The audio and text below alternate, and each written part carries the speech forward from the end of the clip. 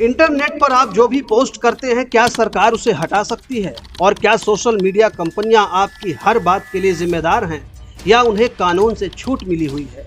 इसके लिए information technology act 2000 को जानना बेहद ज़रूरी है, क्योंकि भारत का आईटी कानून सिर्फ टेक्नोलॉजी नहीं बल्कि आपकी आज़ादी और सरकार की ताकत के बीच का असली खेल तय करता है। तो आज की इस रिपोर्ट में इंफॉर्मेशन टेक्नोलॉजी एक्ट यानी आईटी एक्ट 2000 के बारे में सब कुछ। दोस्तों नमस्कार। भारत में इंटरनेट और डिजिटल दुनिया को नियंत्रित करने के लिए जो सबसे बड़ा कानून है वो है इंफॉर्मेशन टेक्नोलॉजी एक्ट 2000। ये कानून साल 2000 में लागू किया गया था, जब देश में इंटरनेट का विस्तार शुरू ही हुआ था। इस कानून का मुख्य मकसद ऑनलाइन लेन देन, डिजिटल रिकॉर्ड और साइबर अपराधों को कानूनी रूप से मान्यता देना और उन्हें नियंत्रित करना था। इस कानून के लागू होने से पहले भारत में डिजिटल लेन देन या ऑनलाइन डेटा की कोई साफ कानूनी परिभाषा नहीं थी, लेकिन आईटी एक्ट 2000 ने इलेक्ट्रॉनिक रिकॉर्ड और डिजिटल सिग्नेचर को कानूनी मान्यता दी। यानी अब कोई भी ईमेल, ऑनलाइन कॉन्ट्रैक्ट या डिजिटल दस्तावेज अदालत में सबूत के रूप में स्वीकार किए जा सकते हैं। इससे ई कॉमर्स और डिजिटल इंडिया की नींव मजबूत हुई। समय के साथ इस कानून में कई बड़े बदलाव किए गए। खास तौर पर 2008 में इसमें बड़ा संशोधन हुआ, जिसे इंफॉर्मेशन टेक्नोलॉजी अमेंडमेंट एक्ट 2008 कहा जाता है।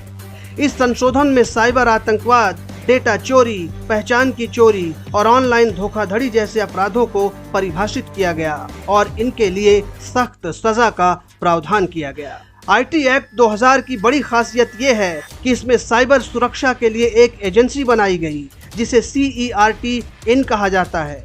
ये एजेंसी देश में साइबर हमलों की निगरानी करती है, अलर्ट जारी करती है और सरकार को तकनीकी सलाह देती है। सरकार के समय में जब हैकिंग और डेटा लीक आम हो गए हैं, CERT-IN की भूमिका बहुत महत्वपूर्ण हो गई।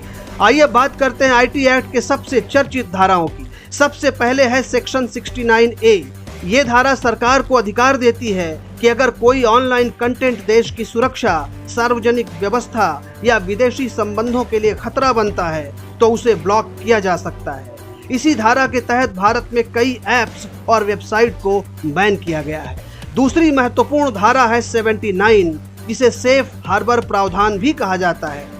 इसके तहत सोशल मीडिया कंपनियों और अन्य इंटरमीडियरी प्लेटफॉर्म्स को ये सुरक्षा मिलती है कि अगर कोई यूजर गलत या गैर कानूनी कंटेंट पोस्ट करता है तो उसकी जिम्मेदारी सीधे कंपनी पर नहीं होगी। यानी प्लेटफॉर्म केवल एक माध्यम है, अपराधी नहीं। लेकिन इस सेफ हार्बर के साथ एक शर्त भी जुड़ी हुई है, जो सेक्शन 79(3)(b) में दी गई है। इसके अनुसार अगर सरकार या कोर्ट किसी कंटेंट को हटाने का नोटिस देती है और कंपनी उसे समय पर नहीं हटाती, तो उसका सेफ हार्बर यानी धारा 79 के तहत मिली सुरक्षा खत्म हो सकती है। यानी फिर कंपनी को भी उस कंटेंट के लिए जिम्मेदार ठहराया जा सकता है।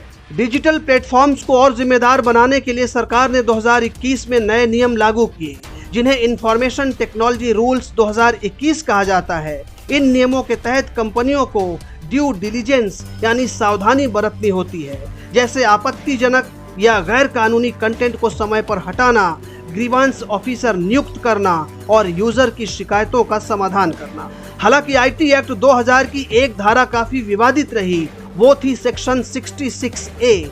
इस धारा के तहत सोशल मीडिया पर आपत्तिजनक मानी जाने वाली पोस्ट डालने पर गिरफ्तारी हो सकती थी।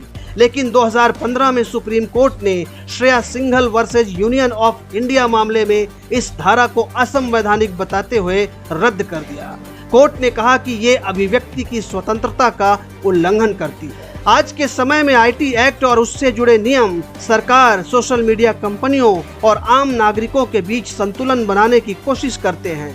एक तरफ सरकार राष्ट्रीय सुरक्षा और कानून व्यवस्था बनाए रखना चाहती है, वहीं दूसरी तरफ नागरिकों के अधिकार और अभिव्यक्ति की आज़ादी भी महत्वपूर्ण है। इस तरह से भारत का आईटी कानून लगातार विकसित हो रहा है। नई तकनीक, AI, सोशल मीडिया और साइबर खतरों के साथ साथ सरकार भी नियमों को अपडेट कर रही है, ताकि डिजिटल दुनिया सुरक्षित, जिम्मेदार और संतुलित बनी रहे। वीडियो पसंद आए तो लाइक और शेयर करना न भूलें और हमारे चैनल को सब्सक्राइब कर लें।